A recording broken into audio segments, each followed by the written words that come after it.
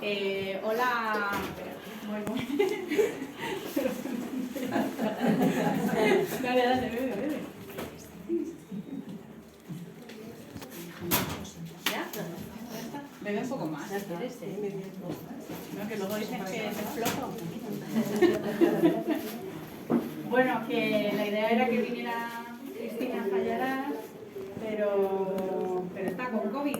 Así que nada, entonces tenía muy poco tiempo para buscar a alguien y enmarronarle. Y he dicho, pues yo sola. Así que os toca comeros el monólogo que voy a hacer yo aquí. Yo he pensado que si tenéis preguntas podemos ir haciendo un diálogo que va a ser un poco más divertido, yo creo. Y si no, pues podéis porque es lo que hay, básicamente.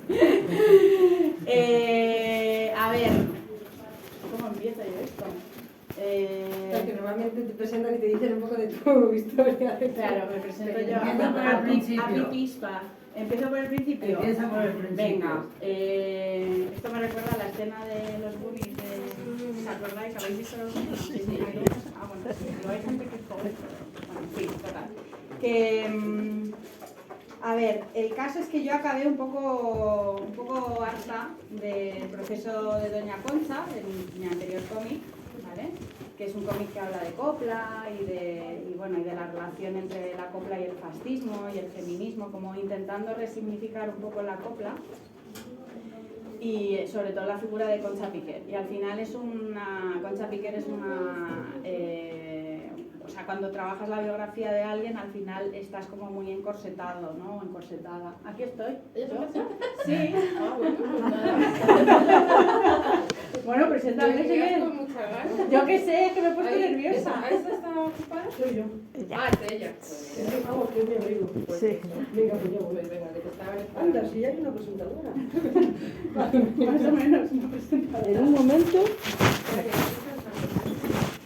Ah, vale, bueno, pues nada. Pues esperamos un poco. Eso es hacer de la necesidad de vivir. Pues es que tiene Berrocal con unas velocidades. Ya está aquí, ya está, ya empezó y todo. Allí. ¡Hombre! Bueno. Venga, te puedes sentar si quieres. presenta. No. Claro. Me ha dejado a mí ahí con el... Bueno, pues di algo tú, algo, Murillo. Bueno, pues ya quería decir, que muchas gracias.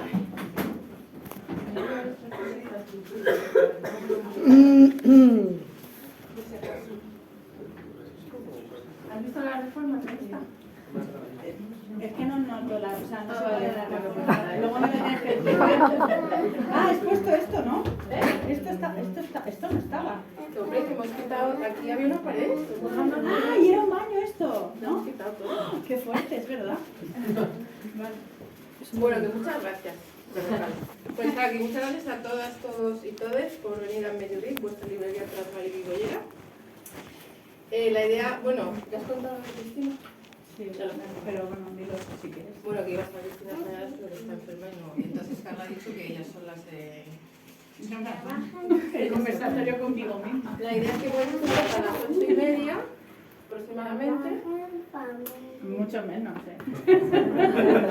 Y luego subes arriba para firmar en el sofacito, te ponemos y firmas los libros.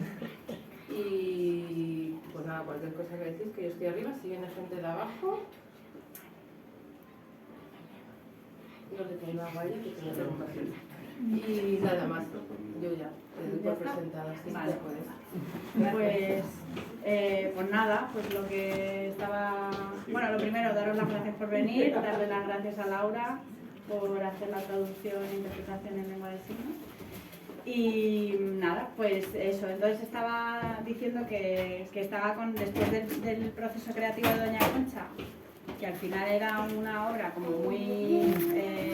que tienes que estar como muy rigurosa, muy centrada en las fechas, en la documentación, en todo eso, que fue muy duro porque fue un proceso de un cómic de 3 años.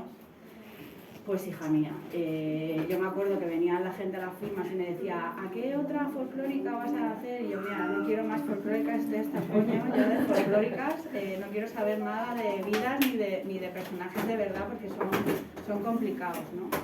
Y me apetecía como hacer una obra para que fuera un poco de desconexión, pues algo así ligero, de aventuras, con amoríos bolleros, con un poco de cuestión kármica también. Y bueno, pues se lo planteé a mi editor y en principio yo le había planteado, porque soy una flipada internacional, le había planteado una trilogía. Ella no es nada ambiciosa, ¿sabes? En lugar de un cómic así pequeñito, ¿sabes? Una trilogía, en plan El Señor de los Anillos, pero las señoras bolleras, bueno, en fin. Y las señoras de los anillos.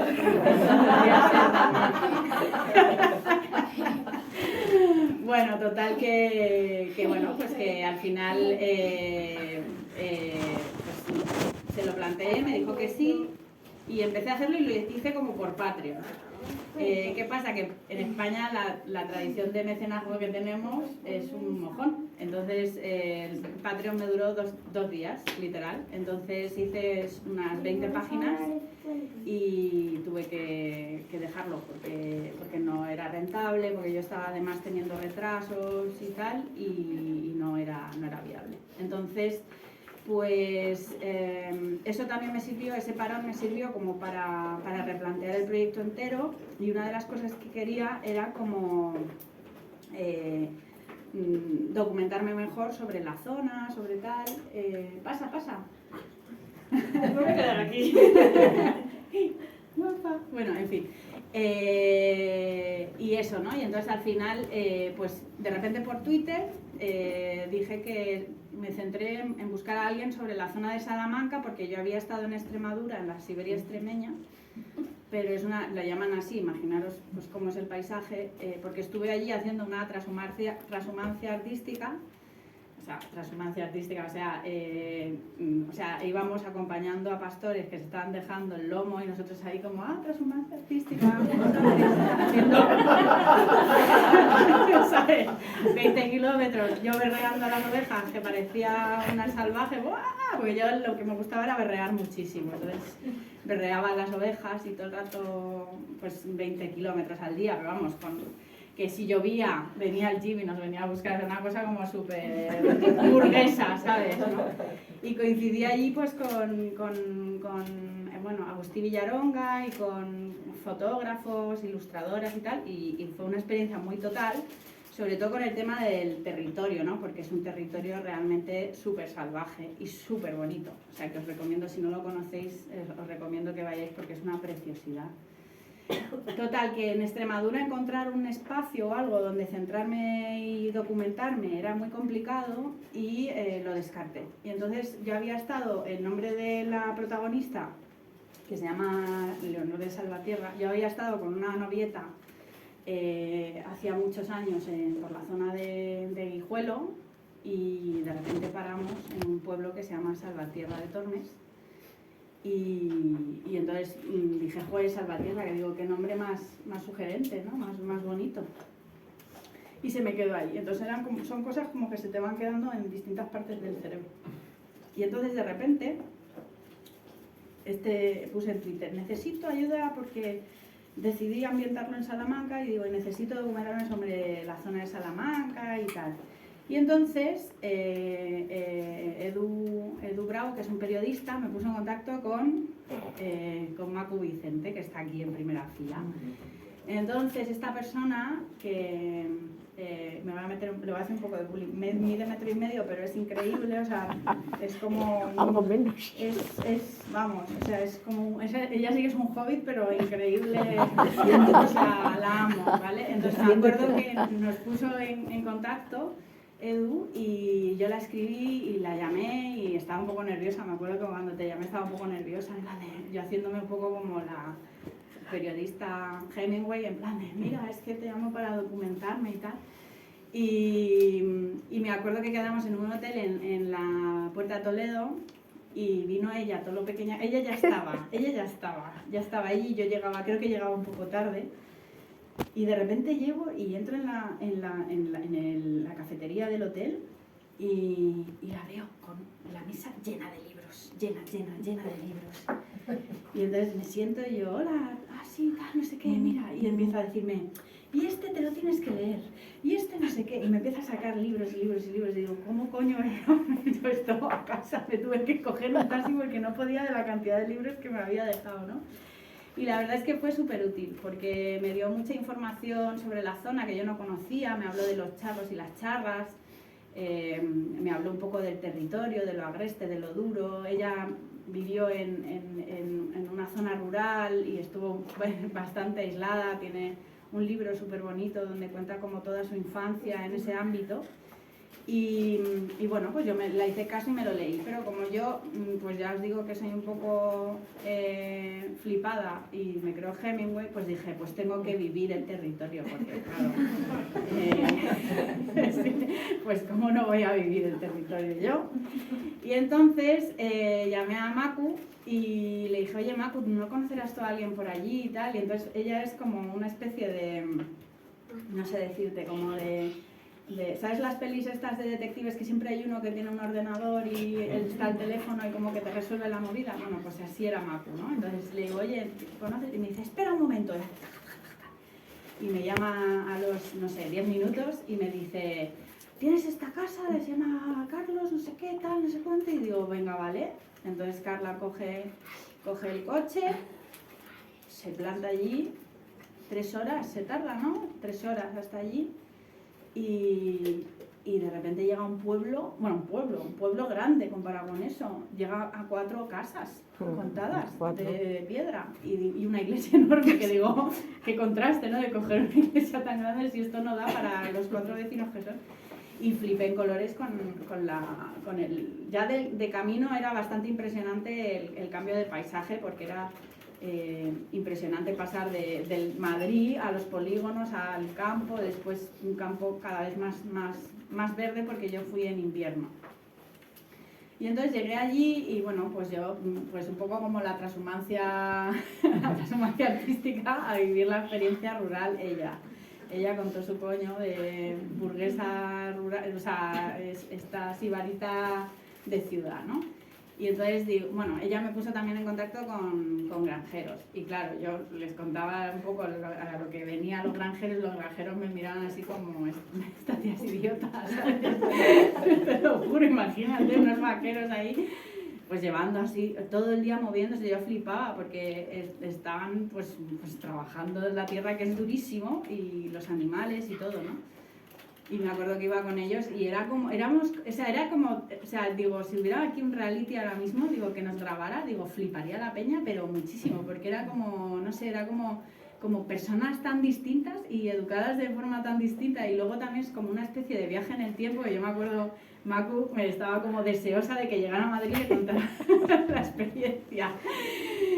Y claro, yo flipé en colores, porque es como viajar, no sé deciros, como 30 o 40 años atrás. Es una pasada, es como vivir en otra época, la verdad. Entonces, a mí me impresionó mucho, sobre todo, la dureza del paisaje y, por otro lado, pues un poco el carácter de la gente también, como, oye, aquí hay que te veo ahí acalorada, ¿quieres un...? ¿Seguro? Vale. Bueno, y el caso es que eso, ¿no? Que flipé un poco con el tema del territorio, de la gente, y aproveché para escribir un poco allí, porque raícé un poco la historia, ¿no? Y entonces, la verdad es que en realidad lo llaman documentación y es que soy una puta privilegiada. Estuve una semana tomándome el toto en el sentido de ponerme a leer, o sea, mi máxima trabajo era leer y escribir, o sea, una cosa como súper, pues eso, de niña rica, o sea, de niña rica viviendo la experiencia en el campo. Bueno, no, documentándome también. Y bueno, pues entonces escribí la historia y allí. Y luego ya, pues, hasta que conseguí, digamos, una subvención, pedí una subvención para poder hacer el proyecto y dedicarle toda la energía, porque sin ayudas es como súper difícil, ¿no? Sobre todo en el tema del cómic, los adelantos son absolutamente miserables.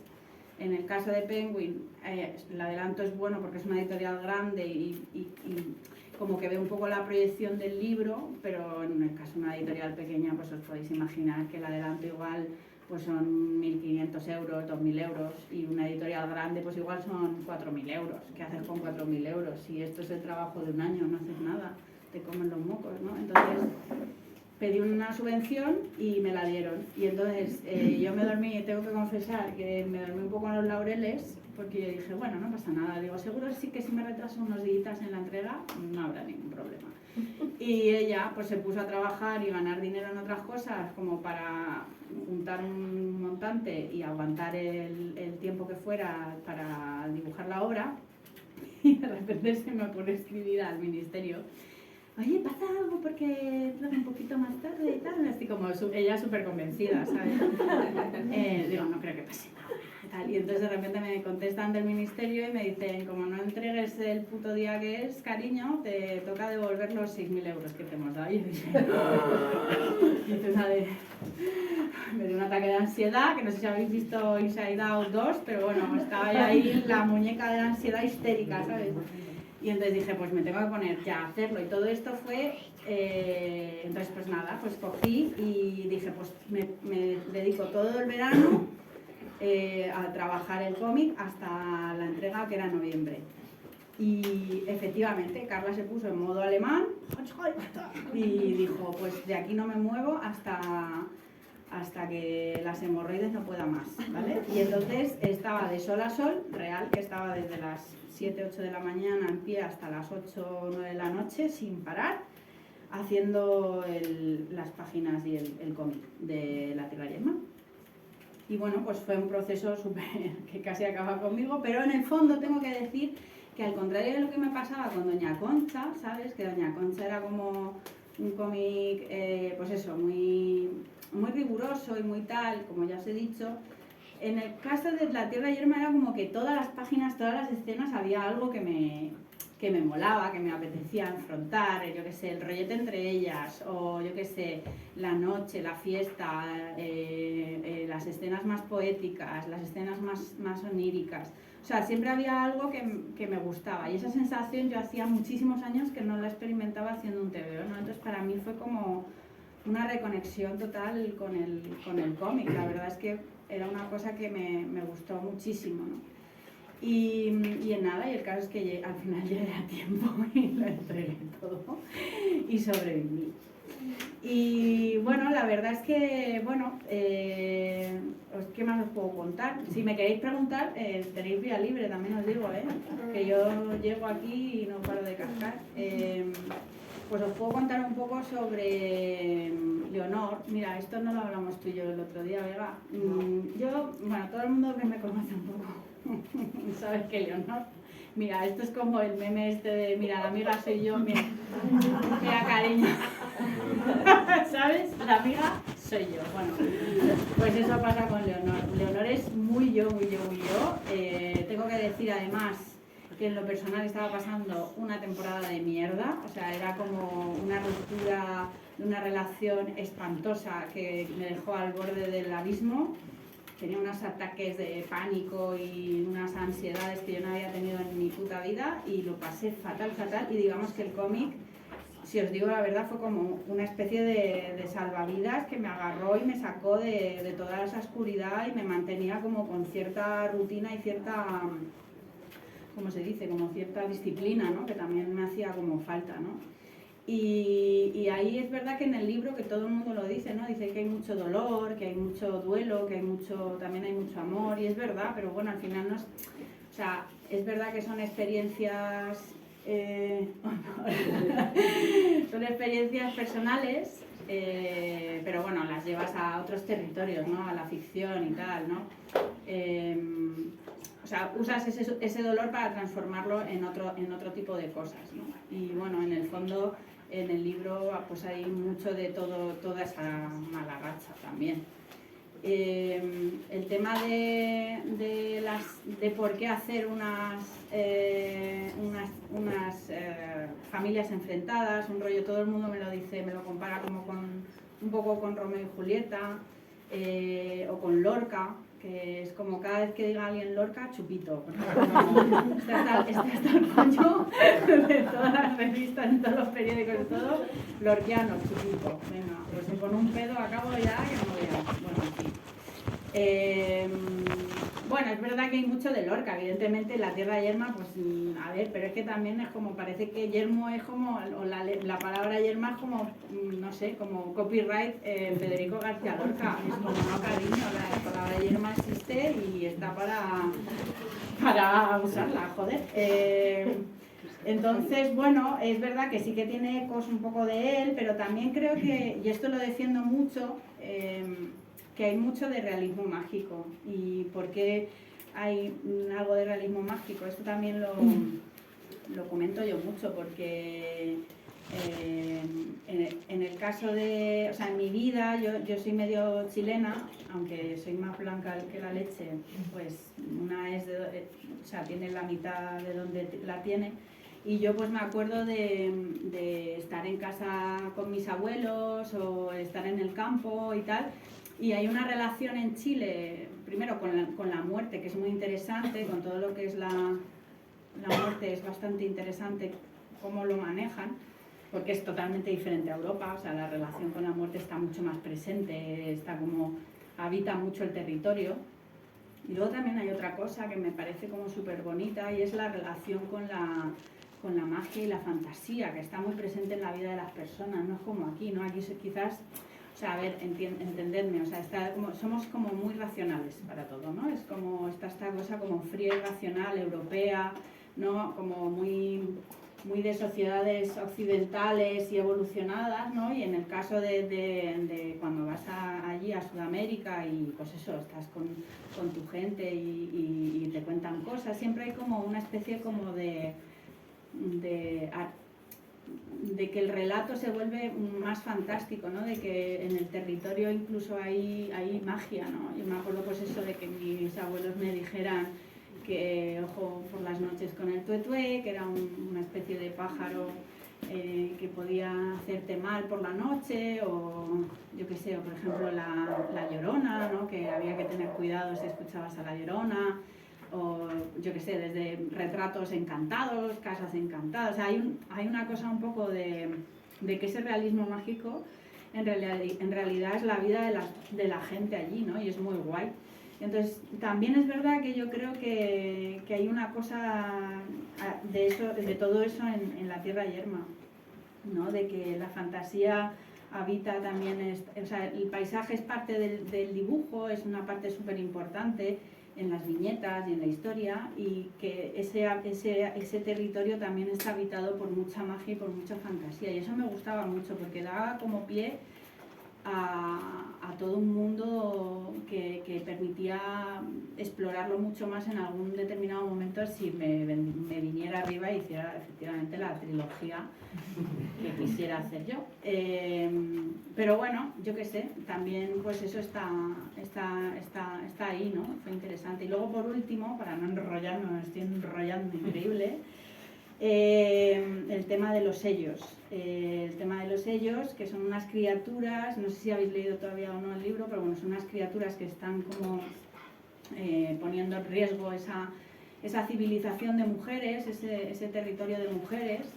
Y evidentemente es una fuerza masculina, pero masculina no en el buen sentido, sino en el peor de los sentidos, ¿no? Una fuerza amenazante, una fuerza demoníaca, que tiene algo de animal, pero que también es muy humana y muy cabrona, ¿no?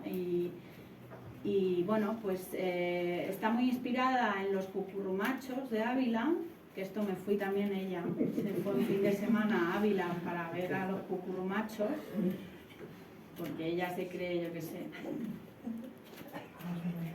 una artista. Y entonces se fue a ver, pues, engañó a 5 personas para que la llevaran en coche, porque ella no tenía coche en ese entonces, y les dije, como fuera y vemos esto, es súper guay y tal, y todo para ella ver los machos.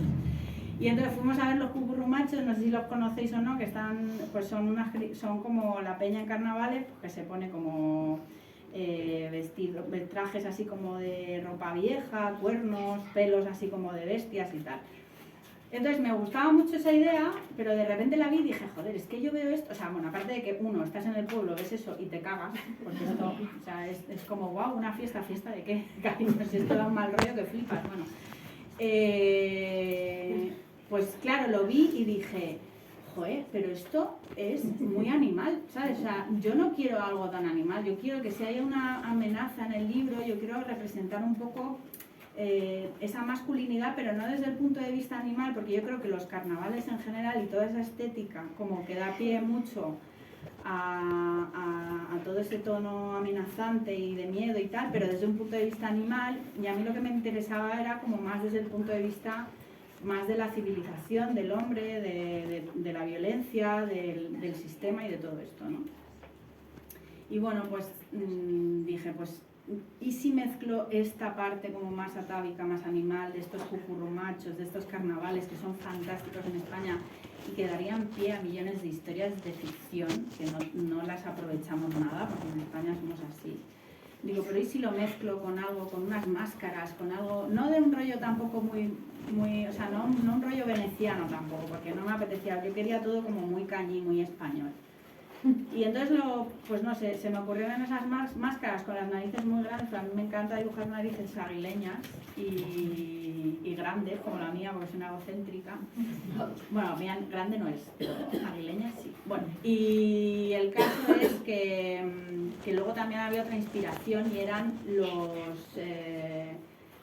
los coros griegos, porque ella se cree clásica. Entonces estaba leyendo teatro clásico, estaba justo leyendo teatro clásico, que esto suena como mega snob, y estaba leyendo, no sé, no me acuerdo ni lo que estaba leyendo. El caso es que estaba leyendo, me compré un libro así de gordo que reunía todo el teatro clásico y tal.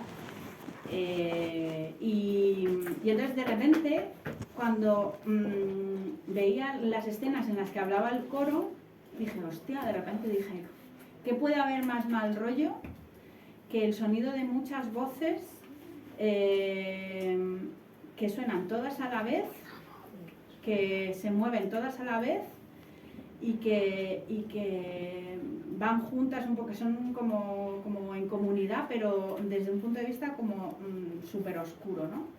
Y que a medida que habla una, sea el eco del resto, ¿no? Como que el eco esté funcionando todo el rato. Y dije, bueno, pues allá que voy. Y entonces pues decidí poner el tema de los ecos de los sellos.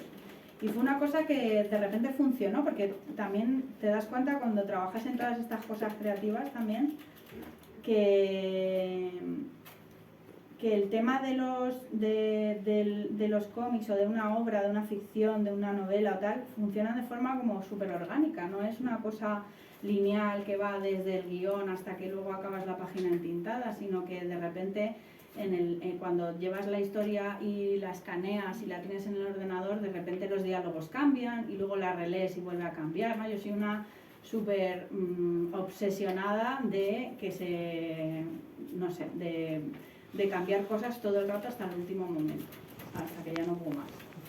Y bueno, pues básicamente, no sé si queréis saber algo más o queréis preguntar algo.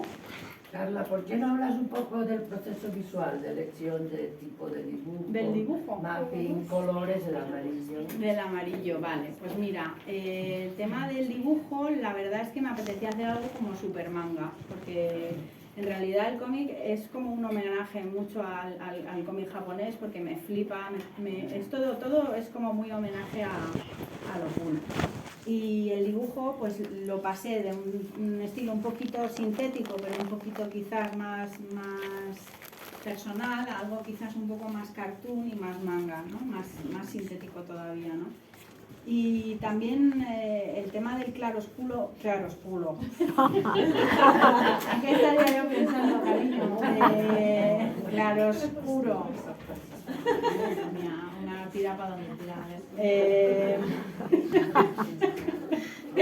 Bueno, en fin. Céntrate, Carla Berrocal.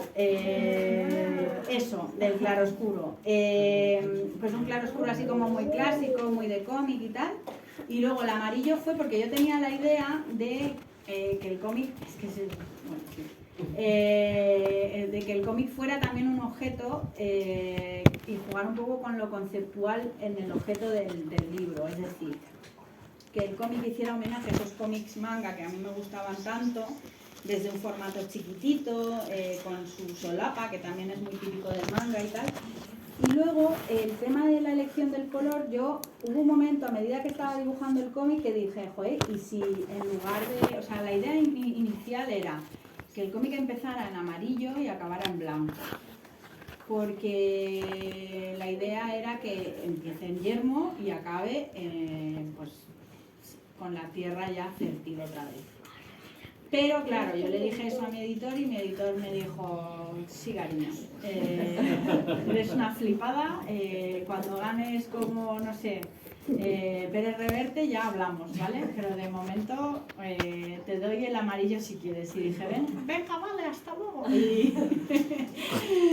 Y entonces lo puse en amarillo solo. Y el amarillo es un poco la alegoría a lo yermo, a lo seco, a ese territorio en el que está el sol todo el rato, que todo es amarillo. Cuando conoces un poco también el paisaje te das cuenta de que eso también está como muy, muy presente, ¿no? Y por eso fue la decisión del amarillo. Y luego también porque en el cómic japonés hay unas... en Japón se venden las revistas semanales, como el Shonen Jump, que es una revista que vende millones de ejemplares, que es de gorda como las páginas amarillas, para que os hagáis una idea, se hace semanalmente, flipas, semanalmente, gorda como las páginas amarillas, y donde vienen todas las series juntas en el mismo volumen. Un autor normalmente hace unas 20 páginas a la semana. Yo no entiendo a la gente que quiere ser mangaka, es gilipollas. O sea, entiendo que te guste el manga, pero ser mangaka, o sea, es dormir real, esto es real, 3 horas al día. No sé yo. Y yo no quiero eso, yo quiero ganar mucho y trabajar poco. como cualquiera de las personas que está aquí. Esto de sobrevalorar el trabajo está sobrevalorado, también te lo digo. Bueno, en fin. Y entonces también es un poco homenaje a ese tipo de cómic como super pop, barato, o sea, de un papel, el papel, claro, es que no iba al papel, el papel de las revistas estas suele ser de colores, cambia cada semana y a veces mezclan distintos colores en la misma revista, o sea, tienes unas páginas en magenta, otras en verde, otras en amarillo. Y entonces dije, pues, igual sería interesante plantear el cómic en amarillo también, ¿no? Y bueno, pues ahí fue como que se juntó un poco todo. Y bueno, puse... Iba a decir una gilipollas, pero me va a caer. Dilo. Dije, puse el rojo para atraer a los fachas y ya está. Que vayan con la idea de que van a comprar algo como mega español y luego se encuentren ahí con bolleras comiéndose la boca.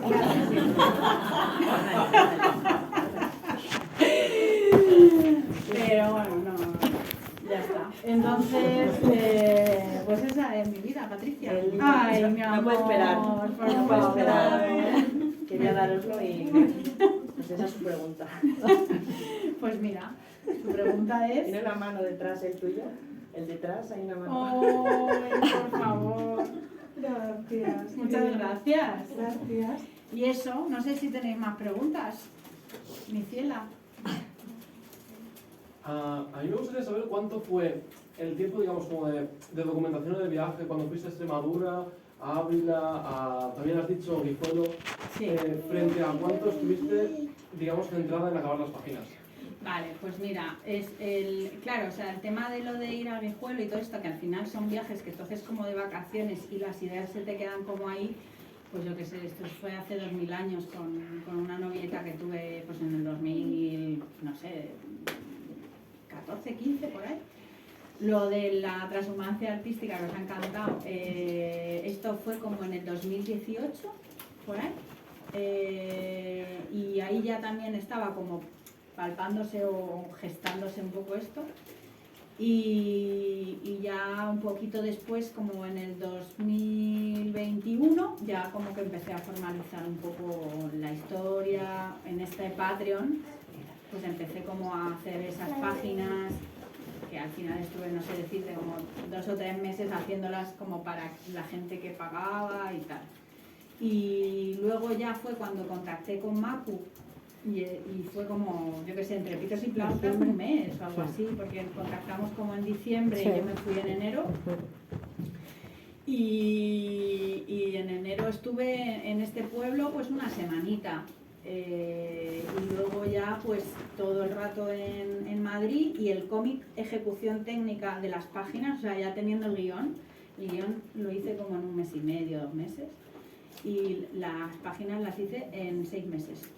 Y me hacía 10 páginas a la semana, no como un mangaka, pero casi, y que es un ritmo increíble. Si sabes algo de dibujo, es un ritmo espectacular y casi acaba conmigo, pero es lo que te digo, que iba a la mesa de dibujo y iba como encantada, ¿sabes? Como con ganas de, ay, a ver qué pasa ahora, a ver qué me toca dibujar. No sé qué. Lo pasé un poco mal cuando me tocó diseñar a los sellos, porque no sabía muy bien cómo hacerlos. Y bueno, de hecho, si vais por ejemplo a La Fabulosa, en La Fabulosa aquí en Madrid, es una librería que está ahí en Tribunal, hay una exposición de originales de la obra, si queréis verla, pues ahí hay para que veáis un poco el proceso. Bueno, pero no está ese original, el original donde dibujo por primera vez a los sellos está lleno de guas, porque lo he, vamos, dibujado, redibujado, o sea, como que no conseguía, tenía como un boceto previo y a la hora de pasarlo a la página me costaba. Pero luego ya en las últimas páginas como que fluía, y además a medida que los iba dibujando fueron cambiando cositas y cada vez era como más, que eso pasa mucho también, cuando empiezas una obra, cuando empiezas un cómic te dicen que no lo empieces de forma cronológica porque se nota mucho el cambio del inicio al final del dibujo, pero yo lo hice cronológica por mi papo. Y bueno, y el caso es que es verdad que en el tema de los sellos, por ejemplo, tuve que volver un poco a revisar las páginas más antiguas, porque había cosas que había ido adaptando, por ejemplo, marcarles los pómulos, que era una cosa que no estaba mucho al principio, y de repente hacia el final de la obra estaba todo el rato, entonces tuve como que revisar cosas. Luego tenía a mi mejor amigo, a mi compañero de taller, que es Manolito, que es escultor, que es profesor de una escuela de arte, que es como tener al profesor o sea, tener al enemigo en casa, porque se pasaba por la página y me decía, oye, este caballo, esta pata está un poco regular, porque los caballos son criaturas del infierno. O sea, si Dios existe no hubiera hecho caballos, ¿sabes? Porque a los dibujantes nos pones a dibujar un caballo encima de una moto o de una bici y nos matas, porque son como las 2 cosas o 3 que nos cuestan más dibujar. Y los caballos son, y claro, cuando tú dibujas un puto western, pues tienes que dibujar los caballos increíble, porque claro, lo que vas a hacer, vas a ponerle ruedas a los caballos, y al final acabé hasta el coño de los caballos, pero de verdad te lo digo, sufrí muchísimo, pero luego al final es verdad que o sea, lo más importante de un western dibujado es que se vean los caballos y que los caballos galopan y que están presentes en el territorio y que galopan y que andan y que todo bien, de que todo tienen en su sitio, porque luego hay gente que dibuja las patas al revés, cosas así. No es mi caso porque yo he tenido supervisión, así que pues eso, los caballos son muy importantes si hacéis un western. No sé, ¿alguna pregunta más? Callaos estáis todos. Es que hablas muy bien. Ya, Isidoro, maricón, pero yo qué sé. Un poco de vidilla que me ha tocado estar sola, acompañarme para hacer una pregunta o algo. Bueno, Venga. Mi pregunta, porque no se me ocurre, y mi reflexión, porque la detesto. Entonces, es más bien un deseo. Que alguien de la industria cinematográfica vea esta novela, la lleve al cine, y quién te gustaría que la llevara al cine y protagonizara. Muy buena pregunta. Qué buena pregunta. Me da un poco de miedo, lo de las adaptaciones, porque hay cada mojón por ahí. A ver, mira, me gusta mucho. Me gusta. Paula Ortiz, por ejemplo, que tiene la adaptación esta de Santa Teresa. La parte estética me gusta mucho, el guión le daría un poquito una vuelta. Me gusta mucho. Y luego esto de fantasear qué actrices son cada una de ellas. Me lo he imaginado muchísimo. A ver, Mira, para Leonor, ¿cómo se llama la de Leonor que habíamos pensado? Carolina Juste. Carolina Juste. Para Leonor creo que pega mucho. O Alba Flores, también algo así como muy agitanado, muy ruda. Y para ella es complicado, pero hemos llegado a la conclusión, porque es que lo he hablado mucho con ella, y ella fue la que me dijo el nombre de la actriz, ¿cómo se llama la pelirroja esta? La de Aida, la niña de Aida, Ana Polvorosa para Isabel, creo que podría ir muy bien. Luego para, a ver, ya flipándome que te cagas, para el personaje de la madre de Isidora pondría a Gillian Anderson. Soñar es gratis. Y así podría estar en el set tocándome en las esquinas sin que ella me viera cada vez que la... Qué ordinaria. Una porno, ¿ves? Y bueno, pues no lo sé, la verdad es que luego para Candelas había pensado en justo la de Santa Teresa, ¿cómo se llama esta mujer? Blanca Portillo. Blanca Portillo, esa. Y... Claro, tienes todo pensadísimo. ¿Eh? Lo tienes todo Hombre, pensadísimo. claro. Cerradísimo. Sí. Pero luego la dirección y el guión me resultaría complicado. O sea, tendría que ser alguien que me molara muchísimo cómo escribe. Pero bueno, por ahí hay una productora, justo al lado cerca, bastante cerca, ahí hay una productora, Rosa. Rosa, por la que tienes al lado, la señal que tienes enfrente tuya, Isidoro. Justo enfrente, macho. No estaba preparado. Sí, y además, a ver si barre un poco para casa, ¿no? Qué mala es. En fin, que pues sí, claro que me lo he imaginado 250 millones de veces. Bueno, ¿quién no ha fantaseado? Pero sobre todo fantaseo con el dinero, eso me encanta.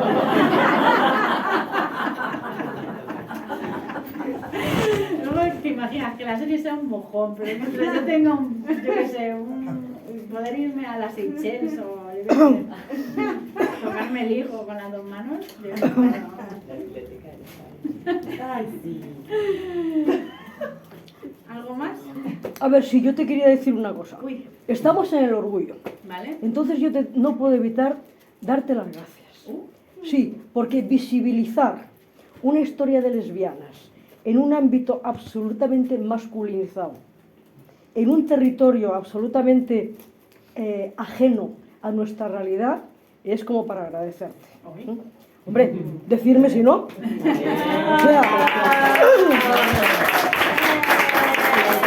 de toda la vida hemos leído novelas del oeste. Bueno, yo soy de la época de las novelas del oeste, que incluso no se compraban, se cambiaban. Alguna de vosotros se puede acordar. Pero eran tíos y vaqueros y vaqueros. Las películas del oeste, tíos y vaqueros. Caballos, no tan bien dibujados como los tuyos. Porque he estado mirándolo y están estupendos con sus cuatro patas en todos derechos.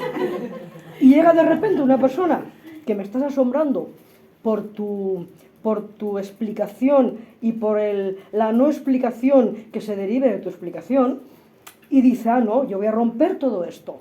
Entonces voy a meter a dos lesbianas y voy a meter a mujeres en un mundo de hombres y hacerme con eso. Te has hecho con el western y a mí eso me produce mucha alegría. Ay, muchas gracias. No sé qué te lo quería agradecer.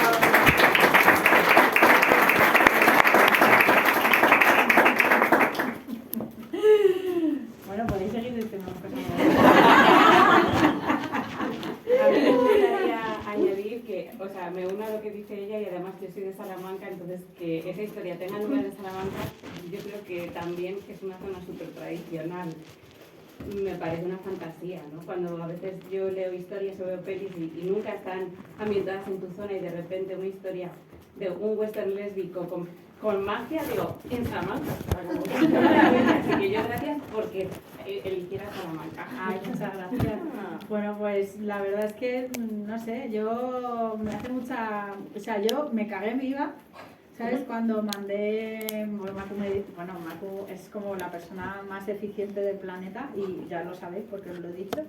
Y me acuerdo que cuando tenía que enviar los tebeos a esta gente, porque claro, me habían ayudado. Y claro, imagínate enviarle a ese señor granjero. Yo le he dado el coñazo durante 48 horas seguidas para ver cómo es su trabajo, que luego aparecen 2 viñetas, ¿sabes? Y contando una historia de bolleras en el campo de Salamanca, vestidas de charras, o sea, le he tenido que explotar la cabeza. Una profanación, vamos. Sí, o sea. me ha dado miedo, o sea, no le he querido ni preguntar, digo, mira, yo lo dejo ahí, que él se lo lea y que él vea si le gusta, si no, pero vamos, se ha comprado como 4 o 3, sí, yo dijo, bueno, ni tan mal, mira, regalándolo a toda la familia. Además me decía, se lo dedicas a la familia, no, yo que sé, imagínate, García Rodero, y tu ala, pues venga, y estos a los García y a los no sé qué García, entonces era como para distintas ramas de la familia. Pero se los mandé un poco cagada, tengo que decir. ¿No sabes? Y la presentación en Salamanca también te digo que la hice un poco con el culo apretado, ¿eh? Porque dije, madre mía, digo, venir aquí a hablar de bolleras charlas, que una de dos o me apedrean o el público lo agradece. Y mira, pues Sí. di que sí, hay que conquistar espacios y Salamanca es uno de ellos. Sí, sí. Imponía, y a mí me pasaba lo mismo, digo, a ver qué va a pasar en Salamanca. Sabes que justo hace 100 años, hablando de Lorca estudiaba en Granada y vino con un profesor que era de Salamanca. Hicieron un viaje a Salamanca, pues siguiendo la Institución Libre de Enseñanza, y entonces era contactar con los alumnos, y pues por el territorio, no sé, conocerlo todo in situ. Le rechazaron absolutamente, no les dirigieron la palabra, no les recibieron en ningún sitio. O sea, entonces, eso es, yo decía, Dios, ahora esto qué va a pasar 100 años después. Y la presentación yo creo que estuvo muy bien, la de Salamanca. He visto el vídeo que colgó la librería y estuvo súper bien. Yo a mí también me hace mucha gracia, off topic un poco esto, que la gente cuando me compara con Lorca, digo, porque me comparan a mí con Lorca, digo, tiene que estar Lorca ahí como revolviéndose en la tumba, ¿sabes? El tío, porque vamos, que le comparen conmigo. Pero bueno, en fin, si me dices que a Lorca no le trataron bien. No le admitieron. Y además es que el profesor Domínguez de Rueta, dijo, de lo nuevo en Salamanca siempre se ha desconfiado mucho. Y es verdad. Y dice, Salamanca tiene alma censora y la sigue teniendo. Entonces, que esto lo admitan, lo que creo es, yo me lo he leído 5 veces, confieso, de distintas formas. Pero es que creo que tiene tantas lecturas como lectoras. ¿Pero alguna de ellas? Como un señor de Salamanca, de los que pones aquí y empiezas a pensar ahí. Nada. Ha sido muy distinto, porque cada una era muy diferente, pero que es que tiene lecturas completamente diferentes, o sea, tiene tantos códigos que cada persona que lo leamos, cada mujer que lea eso, tiene una lectura diferente. O sea, hay tantas lecturas como lectoras. O sea, le encuentras completamente códigos que te son propios. A mí me son unos, a ti han sido otros creándolo. Entonces, para cada persona es diferente. Y a los de Salamanca yo creo que les va a pasar eso. Salamanca es muy pegada, yo creo, por lo que he vivido, que son de... Mira esto, ¿quién es este? ¿De dónde es esta foto? Y quieras que no, es una historia que la leerán de otra forma, pero al fin y al cabo la leen, la disfrutan. O sea, estoy segura que lo lean como lo lean, ellos han participado en eso, y eso tiene un valor enorme porque es un territorio tan aislado, tan fuera del mundo, que el que alguien de fuera piense que eso tiene unos valores, y yo creo que alguien que documenta, una historiadora, tiene que reflejar, como con Doña Concha, refleja exactamente lo que tiene que reflejar, datos, fechas y demás. Y sin embargo, una persona que crea es sobre una base documental enorme, crea una ficción, no es una invención, es una ficción sobre una base real. Y entonces eso es precioso, o sea, yo creo que eso lo reconocen. Y luego el libro, a mí la sensación que me da es que lo que has vivido allí tiene como vida, es un libro vital, tiene movimiento, tiene tiene algo de esencia, ¿no? Y eso creo que hay, en muchas personas lo pueden reconocer, ¿no? Bueno, yo ojalá que, sobre todo porque también es verdad que la ficción en general española le cuesta mucho habitar territorios que no son los típicos, ¿no? O sea, te vas a la ficción española y siempre te vas como a Andalucía o a, no sé, ya te vas como a los territorios más, pues eso, Cataluña, como diga España, o sea, del Estado, o ya País Vasco, no sé qué, tal. Pero el caso de la ficción ambientada en Castilla en general, Castilla-León y Castilla-La Mancha, es muy poca. Y no sé, es un territorio que da para, tanto el carácter de las personas como el paisaje, creo que da para muchísimo más, ¿no? Y la verdad es que es una pena. O sea, yo coincidí y digamos que llegué a Salamanca un poco de coña, pero el territorio en general, cualquier territorio castellano es, y la gente, o sea, es como para hacer millones de ficciones, ¿no? O sea, pues la gente también tiene tela, ¿no? O sea, parece que lo único que ha habido ha sido Cervantes, ¿no? O sea, parece que ya es lo único, y luego ya te vas al extremo de Porturraco y cosas así, ¿no? Y es como, bueno, ¿por qué no podemos habitar también estos territorios de otra forma, generar ficciones, porque también tienen sus propias oralidades, sus propios cuentos, sus propias formas de vivir, y no las aprovechamos nada en la ficción española? Y su historia, la historia fronteriza de esa zona de Salamanca, claro. Entonces lo que reflejas ahí es eso, es una realidad hecha ficción, y eso es una maravilla. A mí me sorprende, porque yo que soy realista total, me parece que es una capacidad que algo que tiene una base real puedas hacer una ficción, a mí me parece precioso, precioso. A ver, yo digo que lo más parecido que tuvimos en España al western fueron las pelis de bandoleros. Pero claro, te vas a Andalucía, casi todos en Andalucía. Entonces, bueno, pues no sé, yo creo que hay territorios en España que dan para mucho, y Castilla en general creo que está bastante poco explorada en la ficción española. Y con esto, vámonos a tomar una cerveza. Muchas gracias, Laura.